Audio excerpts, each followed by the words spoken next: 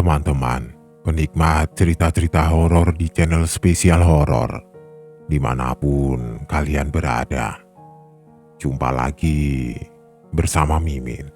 Kali ini Mimin akan membawakan sebuah cerita horor terbaru dari akun Twitter @bristory yang berjudul Selepas Jam Kerja. Episode masih jam 9 di Simatupang. Buat kalian yang sudah tidak sabar, langsung saja selamat menyimak kalau kalian masih berani. Banyak dari kita yang secara sadar atau tidak sadar pernah merasakan kengerian di tempat kerja dengan bermacam bentuk. Bisa jadi besok atau lusa kita akan merasakannya lagi.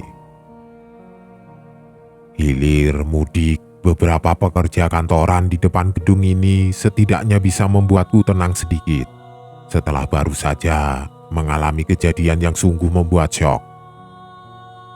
Menyalakan rokok, lalu menghisapnya dalam-dalam. Berikutnya kepulan asap tebal keluar dari mulutku. Sungguh melegakan. Untung saja masih ramai, pikirku dalam hati. Kantorku ini letaknya bukan yang di pusat perkantoran Jakarta seperti Sudirman, Tamrin, atau Kuningan.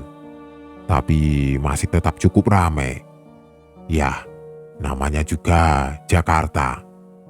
Gedung tempatku bekerja ini letaknya di bilangan Jalan Simatupang, Jakarta Selatan. Terhitungnya sih masih gedung baru kalau dibandingkan dengan gedung-gedung yang ada di sekitarnya.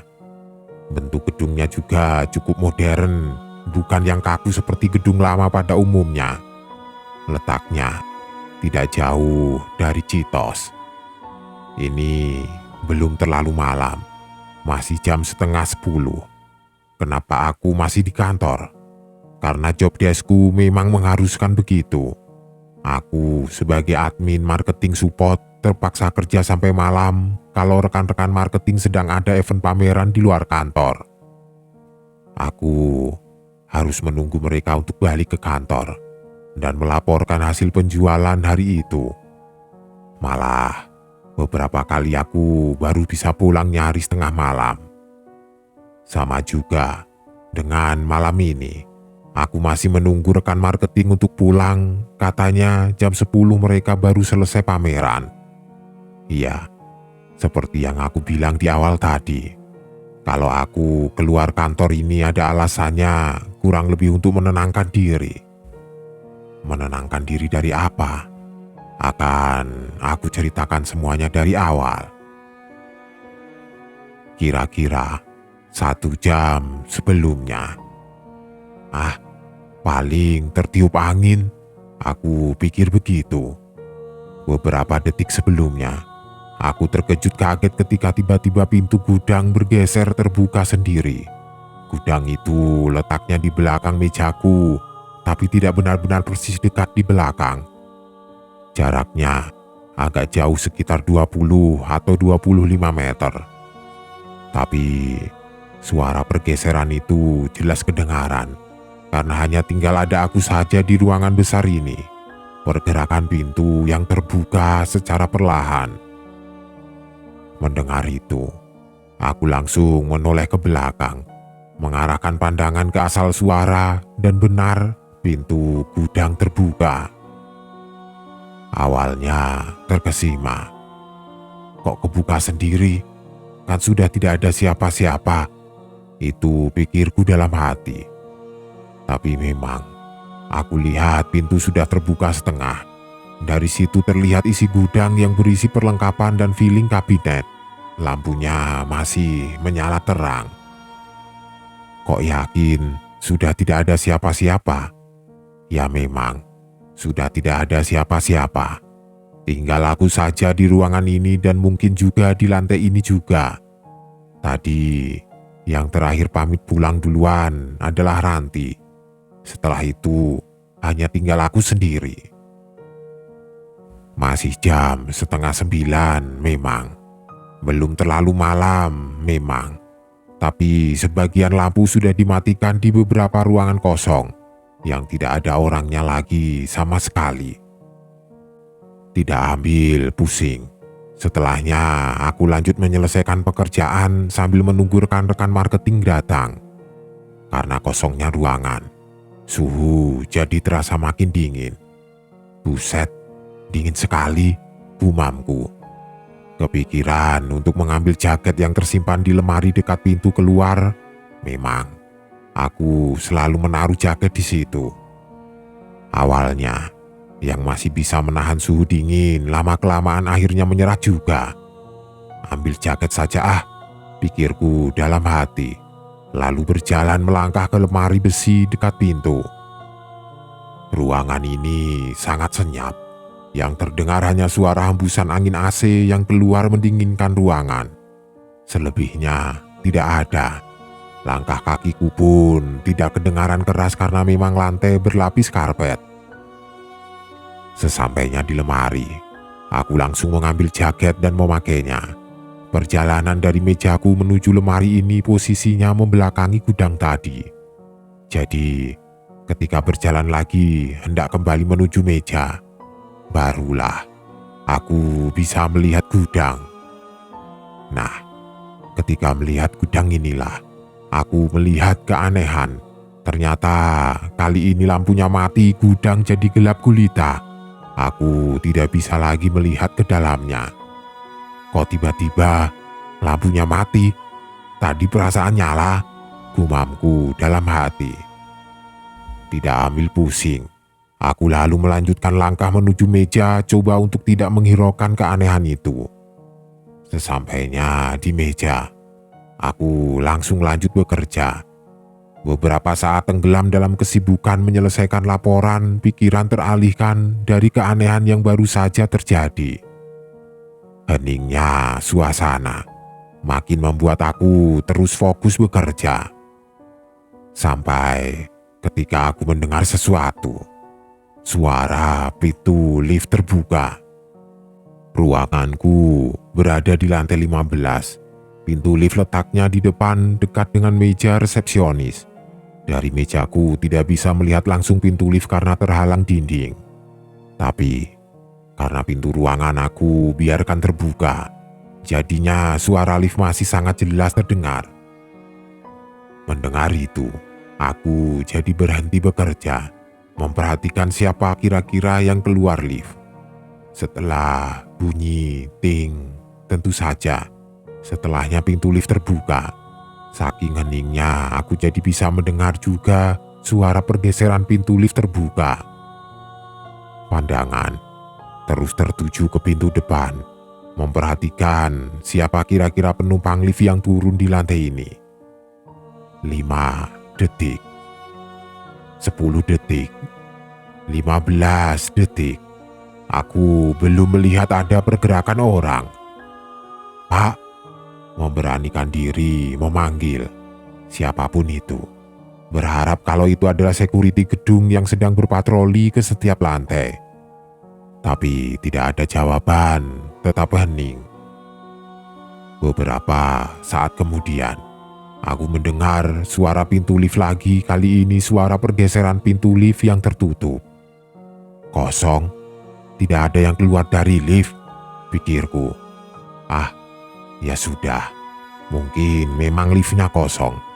Aku lalu melanjutkan pekerjaan, namun beberapa detik kemudian ada suara lagi. Suara langkah kaki. Tidak seperti di dalam ruangan. Lantai depan lift sekitaran meja resepsionis tidak berlapis karpet. Jadinya, langkah kaki bersepatu akan terdengar lebih nyaring suaranya.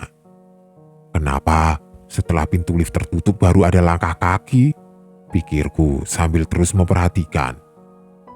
Langkah kaki bersepatu itu kedengarannya makin lama makin dekat ke pintu ruangan. Makanya aku terus memperhatikan, penasaran menunggu siapa gerangan sang pemilik langkah. Lama aku menunggu, tapi tidak ada satu orang pun yang kelihatan. Pak, sekali lagi aku coba memanggil siapapun itu. Tapi tetap sama, tidak ada jawaban. Penasaran, akhirnya aku pelan-pelan berdiri dengan tujuan mencoba melihat lebih jelas lagi. Yang membuat makin penasaran adalah suara langkah kaki berhenti tepat di samping pintu, kira-kira selangkah lagi sampai pintu. Ya sudah, aku lalu melangkah berniat mendekat ke pintu. Benar-benar penasaran, siapa yang sedang berjalan ini? Melangkah tidak terlalu cepat karena penasaranku sudah mulai bercampur dengan pikiran aneh. Khawatir ada keterkejutan nantinya. Beberapa belas detik atau mungkin 20-an detik kemudian, aku akhirnya sampai di pintu. Berjalan perlahan, pandanganku arahkan ke setiap sudut ruangan, sekitaran lift, meja resepsionis, sampai ke pintu tangga darurat yang letaknya di ujung. Aku perhatikan juga. Tidak ada siapa-siapa. Lalu, itu suara langkah siapa? Tadi aku bilang kalau suara langkah berhenti di dekat pintu ruangan. Sekarang, aku sedang berdiri dekat dengan spot ini, hanya berjarak 1 langkah saja di sebelah kiri. Jadi, kalau tadi benar-benar ada yang sedang berjalan melangkah, seharusnya sosoknya sedang berdiri di spot yang sedang aku perhatikan ini. Tiba-tiba, aku merinding entah kenapa. Seperti tersentak kaget, aku langsung balik badan untuk melangkah kembali ke meja kerja. Langkah kali ini lebih cepat dari ketika aku berjalan menuju pintu tadi. Aku takut, merasa ada yang aneh. Tapi ketika kira-kira setengah perjalanan, aku menghentikan langkah mendadak. Ada apa? Aku mendengar sesuatu. Ada suara lagi. Tapi kali ini suaranya beda, tidak sama dengan yang pertama tadi. Kalau suara pertama terdengar di depan lift dekat meja resepsionis, suaranya jelas kedengaran karena lantainya tidak berlapis karpet. Suara yang kedua terdengar seperti langkah sepatu yang sedang melangkah di atas lantai berlapis karpet. Duh, duh, duh. Kira-kira seperti itu. Itulah yang membuat aku kaget dan berhenti berjalan tiba-tiba karena langkah kaki ini terdengar berjalan di atas lantai berlapis karpet. Dan ruanganku, lantainya berlapis karpet. Berarti langkah ini berada di ruanganku. Iya, kenapa aku yakin? Karena suaranya sangat dekat, hanya beberapa langkah di depanku. Duh, duh, duh. Terus kedengaran ketika aku masih berdiri diam memperhatikan. Benar, aku yakin kalau langkah ini berada persis di depanku, tapi sang empunya tidak kelihatan. Hanya suara langkahnya saja. Ngeri, aku ketakutan, lemas tubuhku tidak bisa bergerak. Terpaku aku berdiri, menajamkan pendengaran, memperhatikan sambil mengira-ira sedang di posisi mana langkah kaki itu berada. Suara langkah terus menjauh. Suaranya makin mengecil, namun masih kedengaran. Ingat dengan gudang yang letaknya di belakang, yang pintunya terbuka dan lampunya mati. Ternyata langkah kaki ini menuju ke sana, ke gudang itu. Aku yakin karena terus memperhatikan dengan seksama. Benar kan? Langkahnya ke gudang. Karena menghilang ketika sepertinya sudah sampai dan masuk ke dalamnya. Aku langsung berlari kecil ke meja kerja, berencana untuk langsung beberes saja dan pergi keluar ruangan, luar gedung sekalian. Cepat-cepat, aku membereskan barang-barang ketika sampai meja supaya bisa langsung pergi. Tapi ternyata tidak semudah itu. Aku tidak dibiarkan untuk pergi. Karena tiba-tiba aku mendengar suara langkah lagi. Kali ini suaranya adalah langkah yang bergerak di atas lantai berkarpet. Iya, suara langkah ini berada di dalam ruangan. Dan yang membuat jantungku seperti berhenti berdegup, aku mendengar kalau ternyata suara langkah kali ini tidak hanya satu seperti sebelumnya. Seperti ada beberapa orang yang sedang melangkah berjalan berbarengan, beriringan, bersamaan. Langkahnya tidak terlalu cepat. Setelah aku perhatikan, ternyata suaranya berasal dari belakang, dari gudang. Aku ketakutan, tidak berani menoleh, tapi tidak berani juga untuk bergerak pergi keluar seperti yang sudah direncanakan. Aku hanya terpaku duduk diam. Duh, duh, duh, duh.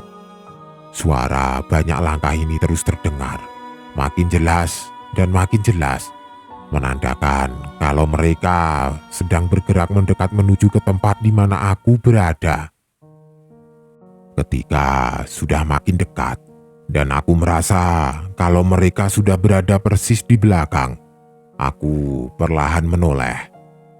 Beberapa detik berikutnya, akhirnya aku bisa melihat semuanya, melihat sang pemilik langkah-langkah itu. 6 atau 7 sosok berbentuk manusia. Iya, berbentuk manusia. Tapi manusia yang bentuknya terlihat seperti bayangan hitam pekat berjalan beriringan dari arah gudang. Mereka berjalan tidak cepat, tapi tidak lambat juga. Terus melangkah dengan pasti.